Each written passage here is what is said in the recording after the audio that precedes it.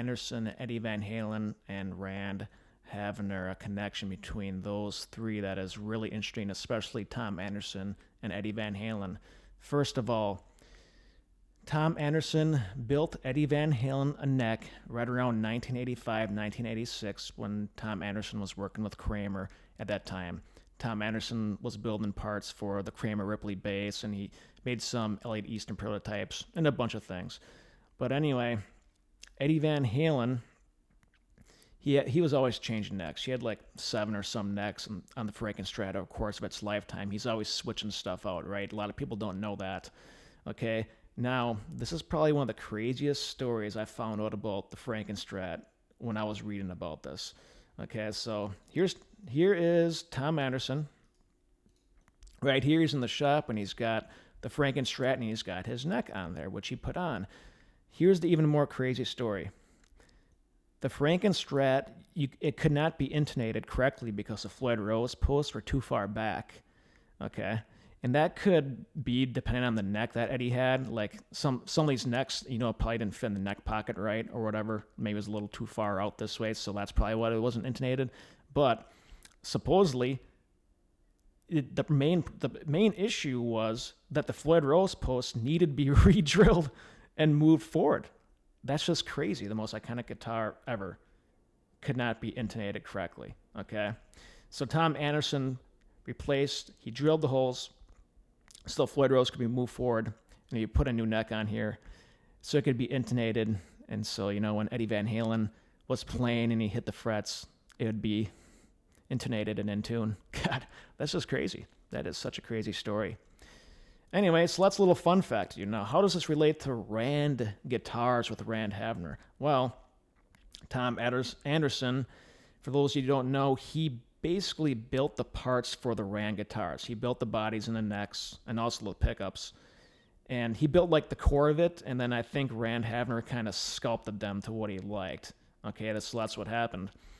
And right around 1985, 1986, Rand Havner put together this guitar right here. It's basically looks like a Kramer Beretta. It's got the banana headstock. And here it is. This is before he built what he's most well known for, these 27 fret Super Strats, right? This is a bolt-on.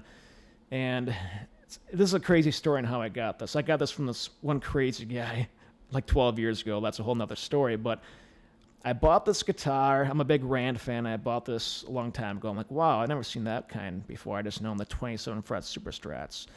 And I'm a big Eddie Van Halen guy, so I really thought it was cool. It's got a Super Mario distortion. It's got a 1985 Floyd Rose, which still stays in perfect tune. Really neat. Anyway, I took apart the guitar. This is like 10 or 12 years ago, and I noticed in the neck pocket it said Edward V on there. I didn't really think anything of this. I'm like, wow, that's cool, because, I figured he's just doing the Eddie Van Halen Kramer Beretta copy. I didn't really care. I thought there was nothing really to it. And then like a year and a half ago, I'm reading about the Frankenstrat, and I see this neck right here, and I realize Tom Anderson put it on. And I'm like, what the hell is going on here? I had no idea that Tom Anderson built the neck for Eddie Van Halen. And then I got my Rand bolt-on out, and I'm like, damn, that looks exactly like the one I got. So then I got really curious, right? And I emailed Tom Anderson. First, I tried to get Rand Havner, and he's a hard guy to get a hold of. But I got a hold of Tom Anderson, and I said, what's the deal with this? Like, this is mainly Tom Anderson parts, this guitar. It's like a Tom Anderson part guitar, really. And he said, and I mentioned it said Edward V in the neck pocket. Do you know anything about it? And he said, yeah. He says that this neck was most likely built in the same batch as Eddie Van Halen's. And these necks have an even taper profile. They were made before Tom Anderson used CNC machines, and they're pretty rare, supposedly. Also, I believe these necks, you can actually find these necks. They pop up once in a great while on eBay. I think they also use a reverse headstock version, and those ones, I think when 1987 is when Tom Anderson started putting his classic A on his logo on his stuff. So I think if you find one of these necks without the Tom Anderson A logo, It's a very good chance that neck is very, very similar to what Eddie Van Halen played on this guitar right here in this neck, which you can see Eddie Van Halen playing in the Feels So Good video. All right. So that's a little fun fact for you guys. I think you guys might enjoy that. A little Tom Anderson, Eddie Van Halen, Rand guitars connection there. Stay tuned.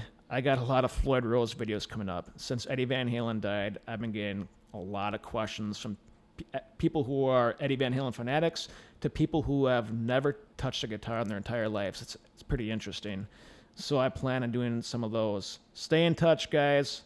A lot more coming.